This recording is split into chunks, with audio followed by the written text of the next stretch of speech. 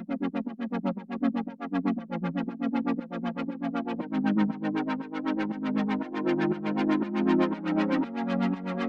Everyone, मैं हूं कामरान चौधरी और आप देख रहे हैं केमिस्ट्री विद कामरान। हम लोगों ने आपकी क्लास 11 का चैप्टर 1 बेसिक कॉन्सेप्ट स्टार्ट किया हुआ है। लास्ट लेक्चर में हम लोग देख रहे थे एवोगैड्रोस नंबर को, और उससे पीछे वाले लेक्चर हमने कवर किया था कॉन्सेप्ट ऑफ मोल। तो ये कॉन्सेप्ट ऑफ मोल और एवोगैड्रोस का लेक्चर जो है हम लोग कवर कर चुके हैं बड़ा डिटेल से। जिन लोगों ने इन लेक्चर्स के लिंक नहीं देखे, मैं नीचे डिस्क्रिप्शन में लिंक भी दे दूंगा, या आप चैनल पर जाएंगे तो प्लेलिस्ट मौजूद है आपकी क्लास 11 के चैप्टर नंबर 1 बेसिक कॉन्सेप्ट्स की। आपको वहाँ पर तमाम के तमाम प्रीवियस लेक्चर्स मिल जाएंगे। इसके अलावा डिस्क्रिप्शन में मेरा फेसबुक का और इंस्टाग्राम का लिंक मैंने दिया हुआ है, तो सो आप मुझे वहाँ पर भी जाकर फॉलो कर सकते हैं। वहाँ पर भी आपको अपडेट मिलती रहा करेंगी इन लेक्चर्स से रिलेटेड, ठीक है। अच्छा, आज के लेक्चर में हम लोग कॉन्सेप्ट ऑफ मोल और एवोगैड्रोस नंबर को ही यूज़ करते हुए एग्जाम्पल सॉल्व करेंगे, विच इज़ एग्जाम्पल नंबर 8, ठीक है। एग्जाम्पल नंबर 8 है आपकी बुक की। अब यहाँ पर देख लेते हैं हमने वो पूछ क्या रहा है और आपको प्रोवाइड क्या चीज़ कर दी गई है, ठीक है। अब अगर आप इस एग्जाम्पल को देखें तो वो कह रहा है कि how many molecules of water are there in 10 gram of ice. अब सबसे पहले तो ये आपको मैं बता दूं कि आइस, अब यहाँ पर आइस का वर्ड यूज़ हो रहा है, ठीक है। अब क्या होता है, आइस का फार्मूला क्या है, बच्चे इसमें भी कंफ्यूज हो जाते हैं, ठीक है। आइस का फार्मूला भी H2O है, बेसिकली वो पानी ही होता है, बट पानी की जो वाटर की जो फिजिकल स्टेट है वो सॉलिड होती है, ठीक है। सो 10 ग्राम वाटर में आपने number of molecules find out करने हैं। और क्या पूछ रहा है वो कह रहा है calculate the number of atoms of hydrogen and oxygen. अब जितने आपके पास वाटर मॉलिक्यूल्स आएंगे उनमें पाए जाने वाले नंबर ऑफ हाइड्रोजन्स और नंबर ऑफ ऑक्सीजन एटम्स आपने फाइंड आउट करने हैं, ठीक है। फिर उसके बाद क्या करना है, उसके बाद फाइंड आउट करना है आपने टोटल नंबर ऑफ एटम्स, ठीक है। अब जो नंबर ऑफ हाइड्रोजन एटम्स और नंबर ऑफ ऑक्सीजन एटम्स आप कैलकुलेट कर चुके होंगे, तो उन दोनों को एंड में क्या कर देंगे, ऐड कर देंगे, वो टोटल नंबर ऑफ एटम्स आ जाएंगे आपके पास, ठीक है।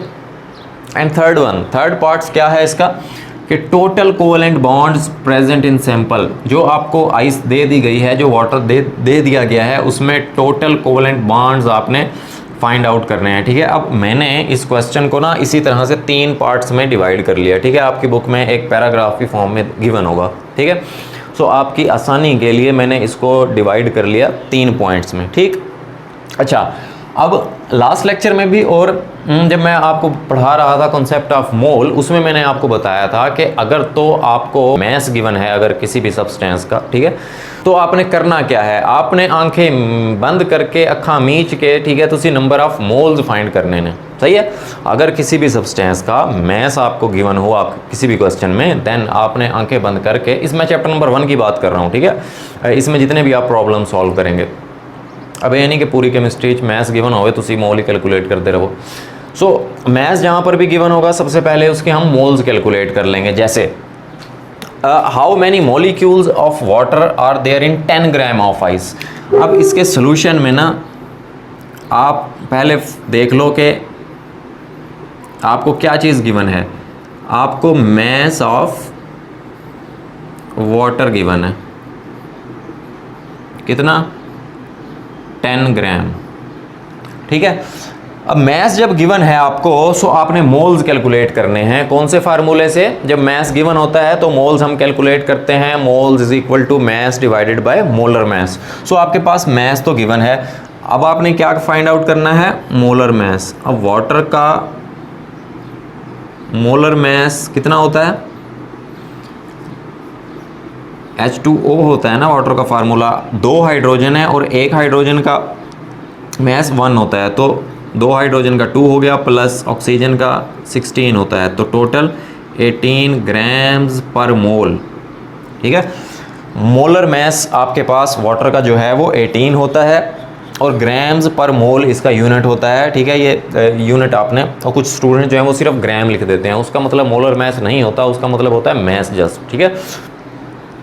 ओके, अब आपने क्या कैलकुलेट कर लेने हैं, मोल्स कैलकुलेट कर लेने हैं, किस चीज़ के, वाटर के, ठीक है, कौन से फार्मूले से? Mess divided by molar mess वाले फार्मूले से।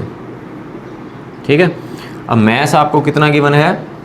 10 और मोलर मैस कितना गिवन है?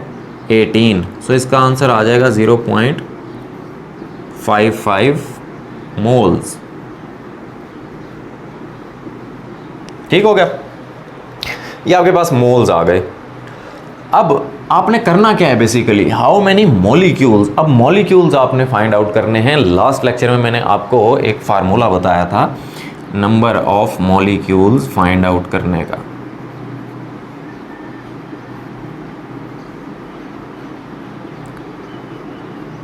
कौन सा फार्मूला? कि मोल्स टाइम्स एवोगैड्रोस नंबर। ठीक है, अब number of molecules of water हमने कैलकुलेट करना है। ठीक है, मोल्स आपके पास हैं, एवोगैड्रो नंबर कौन सा नंबर होता है? 6.02 टाइम्स 10 पावर 23। तो इसका मतलब है ये दोनों चीज़ें आपके पास मौजूद हैं, which is 0.55 moles times Avogadro's number. ठीक है, सो इसका आंसर आ जाएगा 3.31 टाइम्स 10 पावर 23 मॉलिक्यूल्स। ठीक हो गया।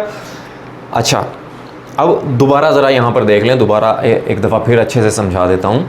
लास्ट लेक्चर में हम लोगों ने बड़ा डिटेल से डिस्कस किया था एवोगैड्रोस नंबर को, कि किसी भी सब्सटेंस के 1 मोल में 6.02 टाइम्स 10 पावर 23। एलिमेंट के लिए साथ आप एटम्स लिख देते हैं, मॉलिक्यूल्स के लिए साथ आप मॉलिक्यूल्स लिख देते हैं, और आइंस के लिए साथ आप आइंस लिख देते हैं। ठीक है, अच्छा, अब ये तो मैं आपको क्लियर कर दूं, जैसे अभी मैंने आपको बताया कि मोलर मैस जो होता है वाटर का वो 18 होता है। इसका मतलब है जो 18 ग्राम, इसका मतलब है ये 1 मोल है। ठीक है, अब 1 मोल में एवोगैड्रो नंबर के इक्वल मॉलिक्यूल्स होंगे 6.02 टाइम्स 10 पावर 23। बट हमने 18 ग्राम में नहीं, 1 मोल में नहीं फाइंड आउट करने थे, हमने कितने ग्राम में करने थे? 10 ग्राम्स में। ठीक है, सो सबसे पहले हमने मोल्स कैलकुलेट कर लिए। ठीक है, जब मोल्स आ गए आपके पास तो सिंपली नंबर ऑफ मॉलिक्यूल्स का आपने फार्मूला सब्स्टिट्यूट किया और फार्मूले में वैल्यू डाली, आपके पास नंबर ऑफ मॉलिक्यूल्स आ गए। ठीक है, अच्छा, फिर नेक्स्ट पार्ट क्या है? नेक्स्ट पार्ट ये है, वो कह रहा है calculate the number of atoms of hydrogen and oxygen. ठीक है, अब देखें, जैसे वाटर का जो फार्मूला होता है वो H2O होता है। यहाँ पर आपको क्लियर होना चाहिए कि इस एक मॉलिक्यूल में 2 हाइड्रोजन के एटम्स होते हैं और 1 ऑक्सीजन का एटम होता है। ठीक है, सो हम लिख लेते हैं कि नंबर ऑफ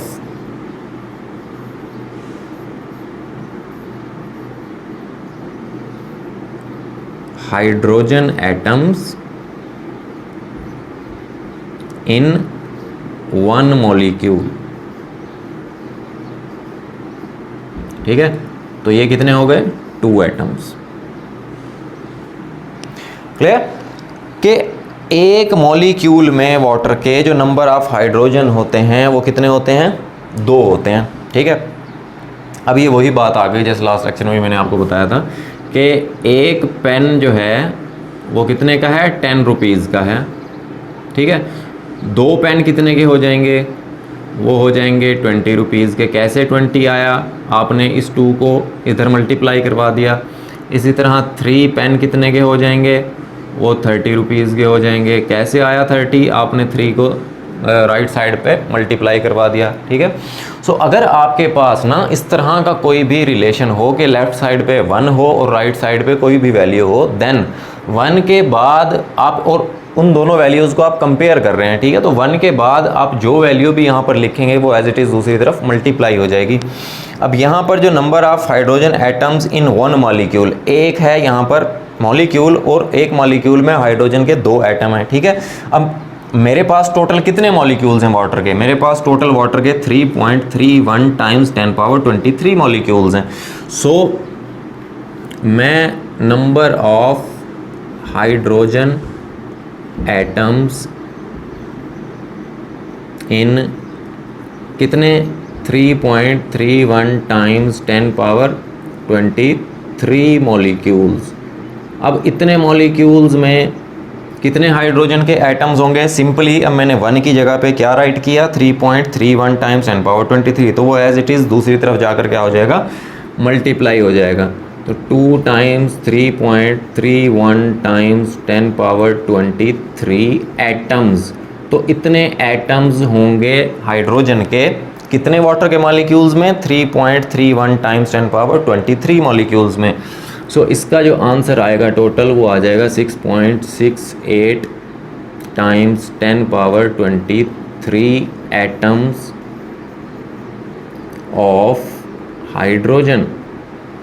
ठीक है, अब आपके पास ये नंबर ऑफ हाइड्रोजन एटम आ गया। दोबारा से देख लें एक बार, एक जो वाटर का मॉलिक्यूल होता है, एक मॉलिक्यूल, ठीक है, उसमें 2 हाइड्रोजन के एटम्स होते हैं, सही है। तो ये हमने लिख लिया कि number of hydrogen atoms in 1 molecule, एक मॉलिक्यूल में हाइड्रोजन के 2 एटम्स हैं, सही है। बट हमने एक मॉलिक्यूल में नहीं फाइंड करने हैं, हमने कितने मॉलिक्यूल्स में फाइंड करने हैं? 3.31 टाइम्स 10⁻23 मॉलिक्यूल्स में हमने नंबर ऑफ हाइड्रोजन कैलकुलेट करने हैं, ठीक है। सो आप कंपेयर कर लेंगे, पहले हमने 1 मॉलिक्यूल में देखे, अब 3.31 टाइम्स 10⁻23 मॉलिक्यूल्स में नंबर ऑफ हाइड्रोजन कितने होंगे? डबल होंगे, 2 गुना होंगे, ठीक है। सो ये जो आंसर आ जाएगा आपके पास 6.68 टाइम्स 10⁻23 एटम्स ऑफ हाइड्रोजन। सो इस तरह से आप नंबर ऑफ हाइड्रोजन कैलकुलेट कर लेंगे, सही है। अच्छा, ये मतलब इसका पहला पार्ट हमने इसको नाम दिया हुआ था पहले पार्ट का। जैसे हमने हाइड्रोजन के नंबर ऑफ एटम्स कैलकुलेट किए, सेम टू सेम इसी तरह इसी मेथड को फॉलो करते हुए आप नंबर ऑफ ऑक्सीजन एटम्स भी कैलकुलेट कर सकते हैं। कैसे कैलकुलेट करेंगे? उसी तरह से जैसे मैंने अभी आपको ये समझाया। सबसे पहले तो देखेंगे कि वाटर के एक मॉलिक्यूल में कितने ऑक्सीजन एटम हैं? 1 ऑक्सीजन एटम है, ठीक है। एक मॉलिक्यूल में 1 ऑक्सीजन एटम है, तो 3.31 टाइम्स 10⁻23 मॉलिक्यूल्स में कितने होंगे? इसमें भी इतने ही ऑक्सीजन एटम्स होंगे, क्योंकि अगर एक मॉलिक्यूल में 1 ही एटम है तो इतने मॉलिक्यूल्स में इतने ही क्या होंगे? ऑक्सीजन के एटम्स होंगे, सही है। सो इसको भी चलो मैं लिखवा देता हूँ आपको कि number of oxygen atoms in 1 molecule, ठीक है, तो ये 1 आ जाएगा, 1 एटम। इसी तरह से number of oxygen atoms in 3.31 times 10⁻23 molecules, ठीक है। सो ये कितने आ जाएगा? 3.31 टाइम्स 10⁻23 मॉलिक्यूल्स, सही है। अब ऑक्सीजन के 3.31 टाइम्स 10⁻23 मॉलिक्यूल्स में ऑक्सीजन के कितने एटम्स होंगे? इतने ही एटम होंगे, 3.31 टाइम्स 10⁻23 एटम्स, ठीक है। सो ये पहला पार्ट तो हमारा हो गया कि जिसमें आपने कैलकुलेट करना था number of hydrogen and oxygen atoms, ठीक है। मैं इन दोनों की वैल्यूज़ यहाँ पर साइड पर लिख कर ना मैं फिर इसको इरेज करता हूँ ताकि आपको याद रहे, ठीक है।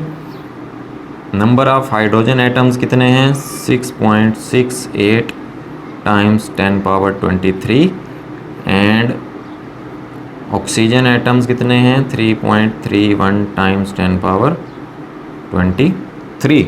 ओके, तो सेकंड पार्ट में अब क्या फाइंड आउट करना है आपने? Total number of atoms of hydrogen and oxygen. Hydrogen के एटम्स और ऑक्सीजन के एटम्स टोटल कितने हैं वो सिंपली आपको पता है कि हाइड्रोजन और ऑक्सीजन को एटम्स को हमने क्या कर देंगे? आपस में ऐड कर देंगे, ठीक है। सो आपका जो दूसरा पार्ट है वो कैसे सॉल्व होगा? टोटल नंबर ऑफ एटम्स, जिसमें आपने ऑक्सीजन और हाइड्रोजन के एटम्स को क्या कर देना है? ऐड कर देना है,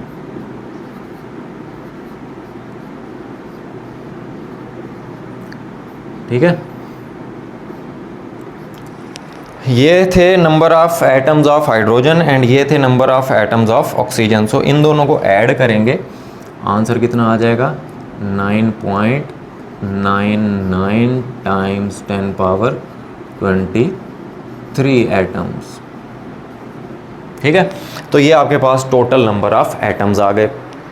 अब नेक्स्ट पार्ट में क्या फाइंड आउट करना है, वो कह रहा है total covalent bonds present in sample. अब सैंपल से क्या मुराद है, सैंपल से मुराद है नंबर ऑफ़ मॉलिक्यूल्स जो उसने आपको प्रोवाइड कर दिए वाटर के। ठीक है, मींस के इतने मॉलिक्यूल्स में वो आपसे पूछ रहा है total number of covalent bonds. ठीक है, अगर आप वाटर का स्ट्रक्चर देखें, ठीक है, तो इसमें 2 कोवेलेंट बॉन्ड होते हैं। ठीक है,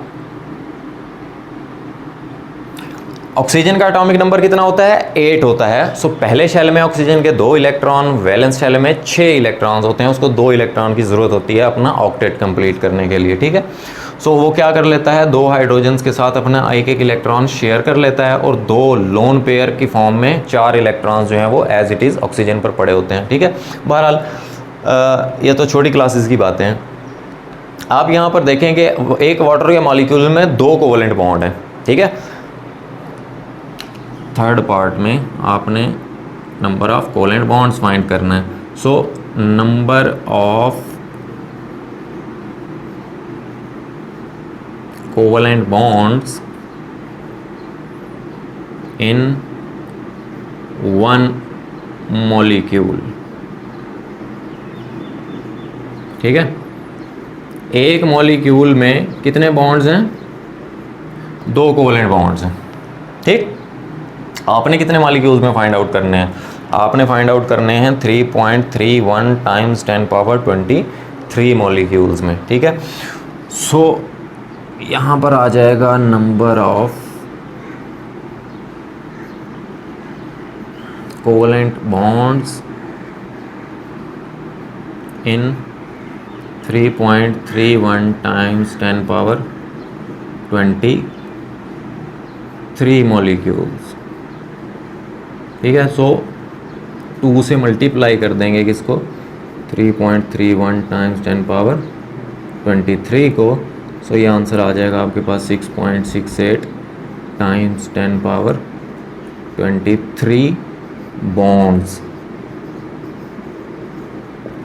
ठीक है, सो ये तो आपका जो एग्जाम्पल नंबर 8 थी वो सॉल्व हुई। होपफुली आपको बहुत अच्छे से क्लियर हो गई होगी। अगर फिर भी आप लोगों का कोई क्वेश्चन है देन आप नीचे कमेंट सेक्शन में मुझसे पूछ सकते हैं या मुझे ईमेल भी कर सकते हैं। Thank you very much.